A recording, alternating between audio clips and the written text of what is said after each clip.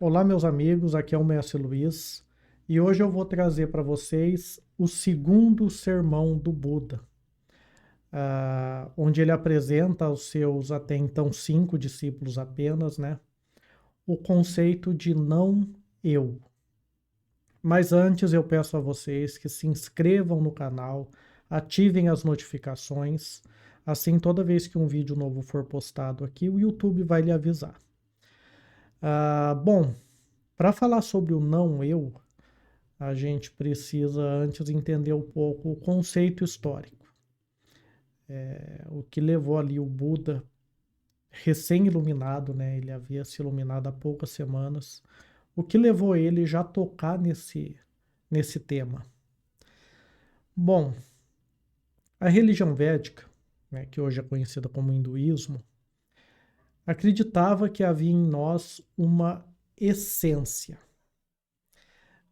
E essa essência não se desfazia, que é um conceito assim muito parecido com o conceito de alma que nós temos aí na maioria das religiões. Algo que perdurava, algo que permanecia. Renascimento após renascimento. E esse eu, ele era imutável, ele era indivisível e ele era eterno. Aliás, né? Ainda se acredita nesse eu.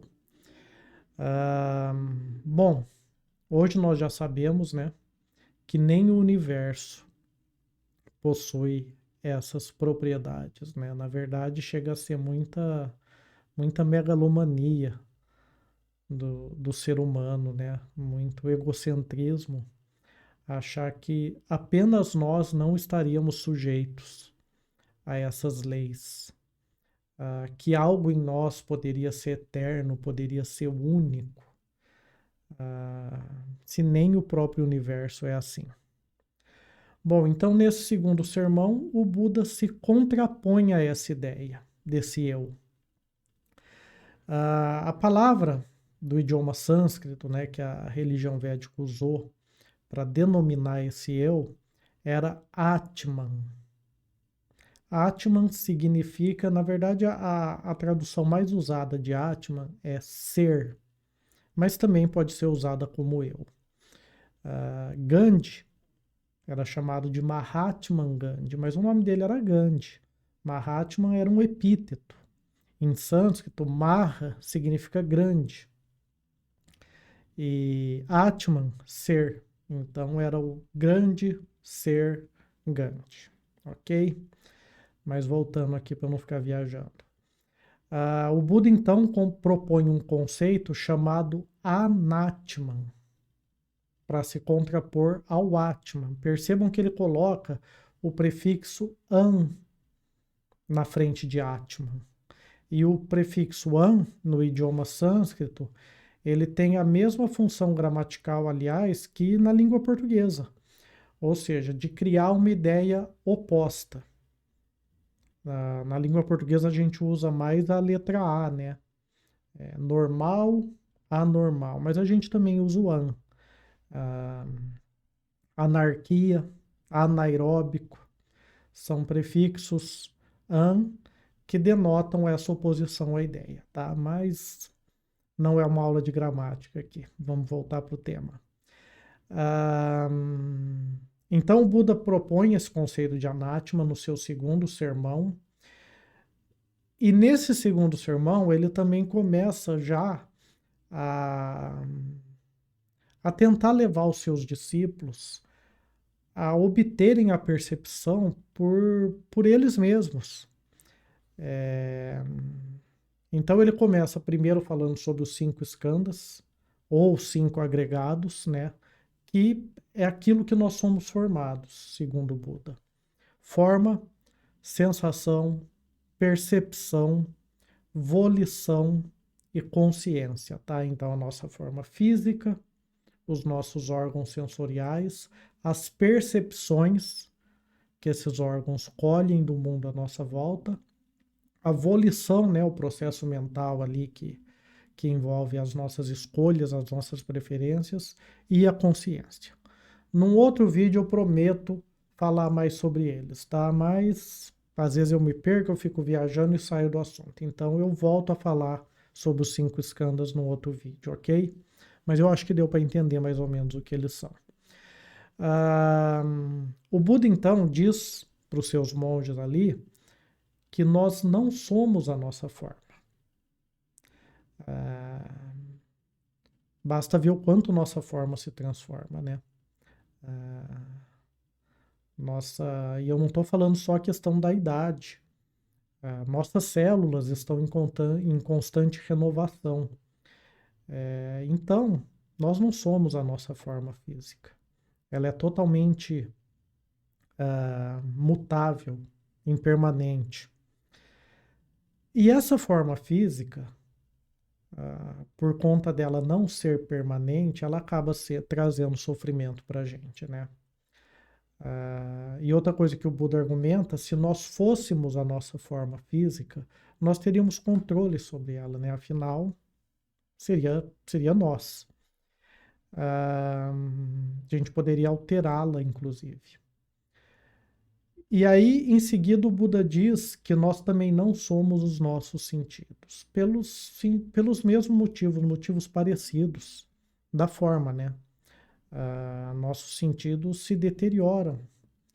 E então nós não somos esse sentido, senão nós teríamos o poder de mantê-los permanentes. E outra coisa, nós também teríamos o poder de fazer com que esses sentidos, em nenhum momento, nos colocassem em contato com o sofrimento. E assim o Buda fala sobre as percepções, né? O quanto os nossos sentidos são limitados e o quanto as percepções que eles escolhem do mundo também, por conta disso, são limitadas. O Buda vai falar das volições e também da consciência, usando esses mesmos parâmetros.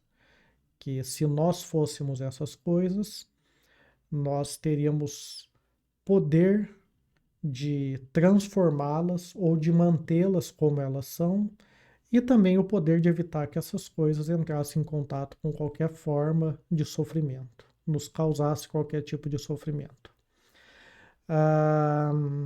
Bom, e aí em seguida o Buda, como eu falei, né, ele provoca seus discípulos com algumas perguntas para que eles tirassem suas próprias conclusões. Essa foi a primeira vez de muitas outras vezes em que o Buda faria isso. Ele sempre foi contra alguém acreditar em algo apenas porque ele disse. Tem um outro sermão dele que ele fala mais claramente: não acredite em algo porque um sábio disse, não acredite em algo porque está escrito num livro sagrado, não acredite em algo porque alguém em nome dos deuses disse.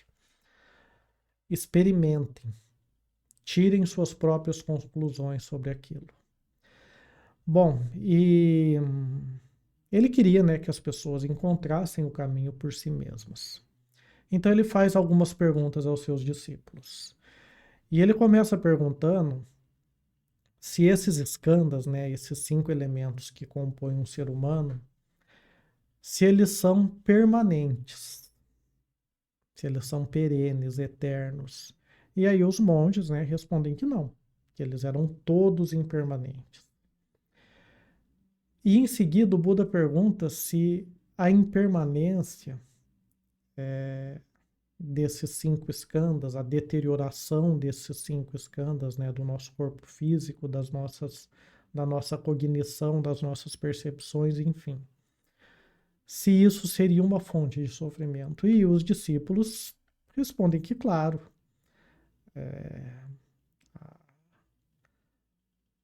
a raiz do sofrimento vem da deterioração desses skandhas, né, principalmente. E aí o Buda faz uma última pergunta. Se algo que é impermanente e que é uma fonte de sofrimento, a gente poderia chamar isso de eu, ou mesmo de meu? Tem algo meu aí? Eu sou isso? E aí os discípulos imediatamente respondem que não. E aí o Buda então completa dizendo que aqueles nobremente esclarecidos, né, ele usa muito esse termo nobremente esclarecido, é uma forma dele se opor ao sistema de castas, onde o nobre era determinado por uma linhagem sanguínea. Então o Buda falava que nobre eram as pessoas esclarecidas. Então ele diz que aqueles nobremente esclarecidos que compreendessem, né, profundamente essa verdade, paulatinamente iriam se desapegar da forma, da sensação, da percepção, da volição e da consciência. E, consequentemente, estariam libertos. Libertos do quê? Do ciclo de renascimento, do sofrimento. Na verdade, pessoal, esse segundo sermão, ele, ele não traz apenas o conceito de não eu. Nesse segundo sermão, o Buda fala de outros dois pontos que futuramente ele classificaria como as três marcas existenciais. Ou seja, três características inerentes a todas as coisas.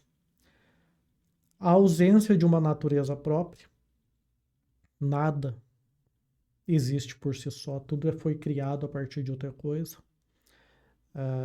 Que seria o não eu, a impermanência e também o sofrimento inerente a tudo, por conta dessa impermanência, aliás. Então, todas as coisas que existem no universo, inclusive o próprio universo, queiramos ou não, gostemos ou não, carregam em si essas três características. Todas as coisas são destituídas de uma essência própria, são impermanentes, e todas as coisas, mais cedo ou mais tarde, darão origem a algum tipo de sofrimento, mesmo que seja ali pela separação, pela sua degradação. Eu sei, né, que parece estranho, no início é difícil, né, nós olharmos para nós mesmos, para todas as coisas, para todas as pessoas e enxergarmos essas três marcas. Às vezes pode parecer que seja frieza, que seja assim, pouco caso.